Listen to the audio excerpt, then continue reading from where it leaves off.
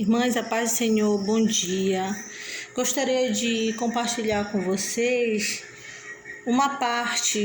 um texto da Bíblia que se encontra em Hebreus, no capítulo 10, versículo 33 em diante, que vai dizer assim: Em parte fostes feitos espetáculo com vitupérios e tribulações, e em parte fostes participantes com os que assim foram tratados.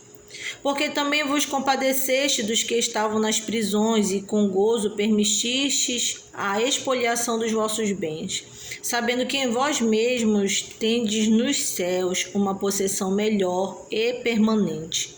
Não rejeiteis, pois, a vossa confiança, que tem grande avultado e galardão, porque necessitais de paciência, para que depois de haver desfeito a vontade de Deus, possais alcançar a promessa.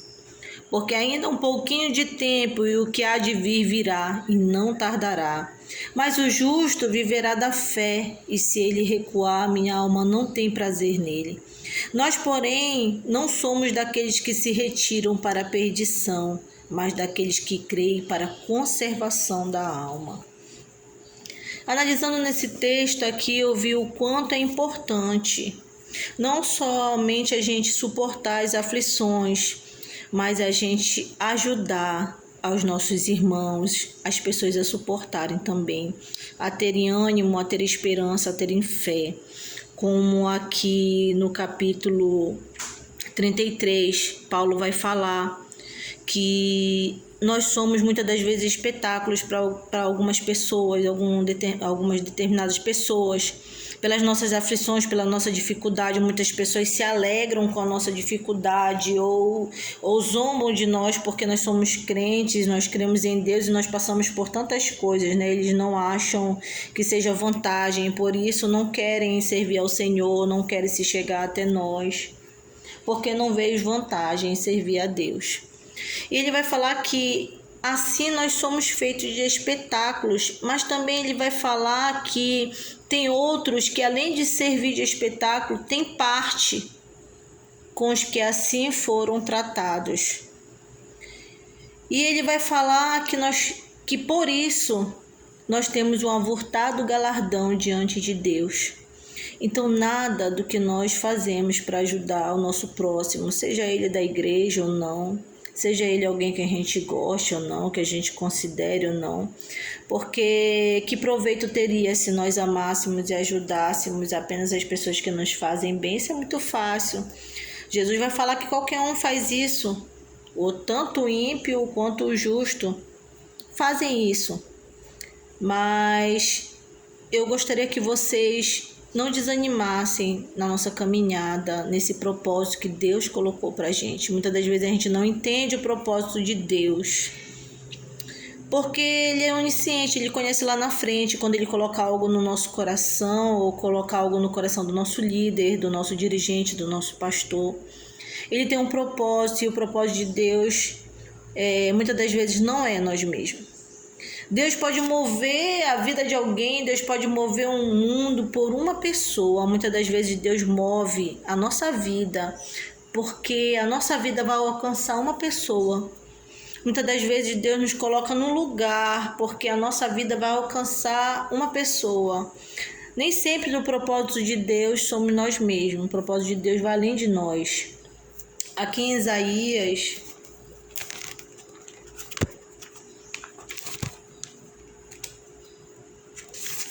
Aqui em Isaías 55,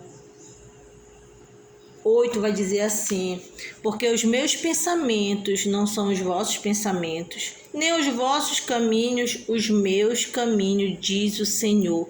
Porque assim como os céus são mais altos do que a terra, assim são os meus caminhos mais altos que os vossos caminhos, e os meus pensamentos mais altos do que os vossos pensamentos.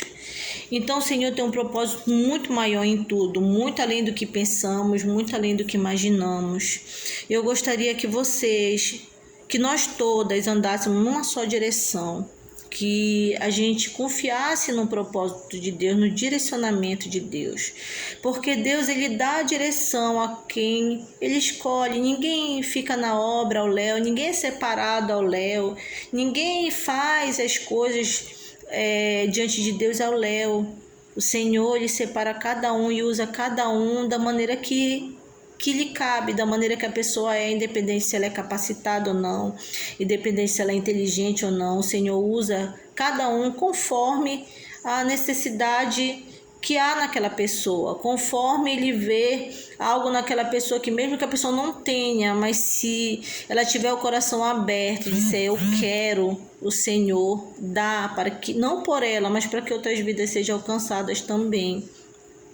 A gente vê que Moisés, ele foi separado não por ele mesmo, foi por um povo. E um povo que era rebelde. Deus não sabia? Deus sabia que aquele povo ia ser rebelde, que ia pecar várias vezes. Só que através desse processo, ele iria alcançar outras gerações, outras vidas. Teria que passar por esse processo. Abraão, quando ele foi chamado, ele não foi chamado por ele apenas, ele foi chamado por todos nós. Por todos nós. Jesus, quando veio, ele não veio por ele apenas. Ele veio por nós, todos nós. Então o propósito de Deus vai além de nós. Tudo que nós temos na nossa vida, tudo que nós somos, Deus, ele encaminha de maneira que a gente alcance outras vidas. Deus encaminha de maneira que a gente se encontre, haja um encontro com o propósito que ele tem nas nossas vidas. Que nós possamos andar numa só direção e confiar na direção que Deus tem dado para a gente, em viver em comunhão, em viver em respeito, em viver em consideração, em companheirismo, umas com as outras. Nós somos todas diferentes, irmãs, todas. Eu tenho defeitos, outras irmãs têm defeitos, que pra gente a gente não gosta, ou muitas das vezes a gente não aceita, mas isso não impede em nada a nossa comunhão.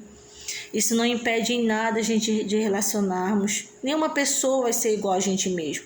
Nenhuma pessoa vai ter o pensamento que a gente quer que ela tenha. Então nós podemos sim nos relacionarmos com as pessoas muito diferentes que a gente. O nosso marido é diferente que a gente.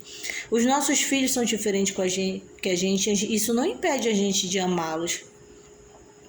Isso não impede a gente de amar alguém que nos maltrata, alguém que nos calunia, alguém que não nos compreende. Essa é a essência do amor de Deus dentro da nossa vida. Quando a gente alcança isso, a gente consegue sentir que Deus, ele está um pouquinho, que a gente está um pouquinho mais perto de Deus, do propósito que Ele quer para a nossa vida. Se entregue, sem medo. Confie em Deus. Se entregue ao propósito de Deus. Viva apenas.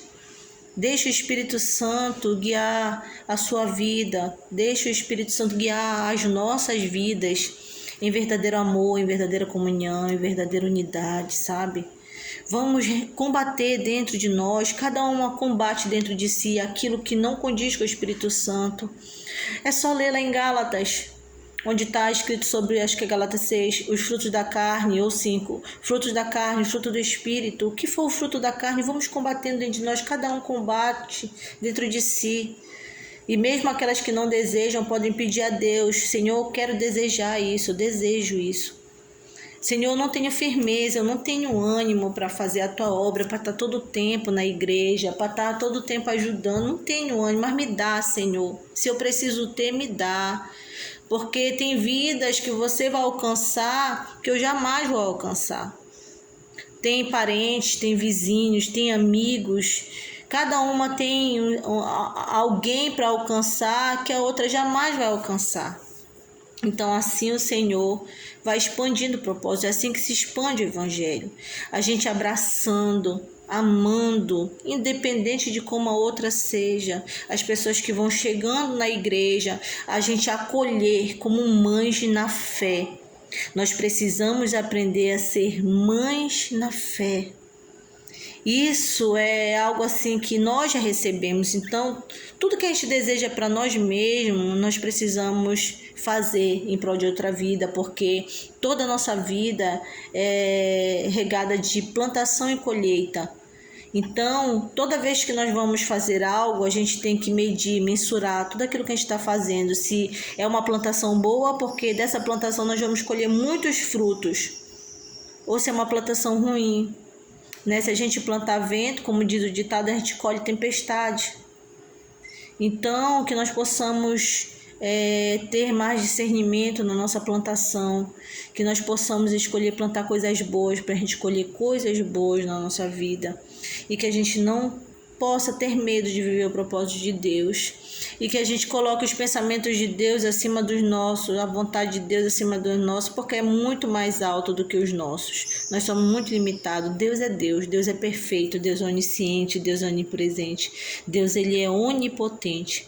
E assim, o Senhor, eu creio que de uma fagulha assim, bem pequenininha, sabe? Uma fagulha, mas se você soprar, aquela chama arde e vai muito longe. O fogo fica muito alto. Alguém precisa começar a fagulha, a gente precisa soprar essa fagulhinha. Se cada uma soprar uma fagulhinha aqui, cada outra soprar uma fagulhinha ali, quando a gente vê, aquilo já pegou fogo. Nós precisamos levar a chama do Evangelho dentro do nosso conjunto. Nós precisamos convidar. Você pode alcançar um vizinho seu que eu não conheço, que eu não tenho intimidade, que a outra irmã não tem, um parente seu. Olha, vamos lá. Olha, nós estamos com pensamentos bons, com atitudes boas, nós estamos nos esforçando a mudar. Vem conosco, vamos nos ajudar. Você pode acrescentar, e assim a gente vai conversando, não só com as mulheres, mas com os homens, com os jovens, com quem a gente vê que é necessitado de uma mudança, é necessitado que queira mudar. E não deixar de acreditar naquelas pessoas que não querem, não deixar de buscar, não deixar de aconselhar, de orar para aquelas pessoas que não querem, porque o trabalhar vem de Deus, do Senhor, do Espírito Santo, e o amor de Deus, ele não desiste de ninguém.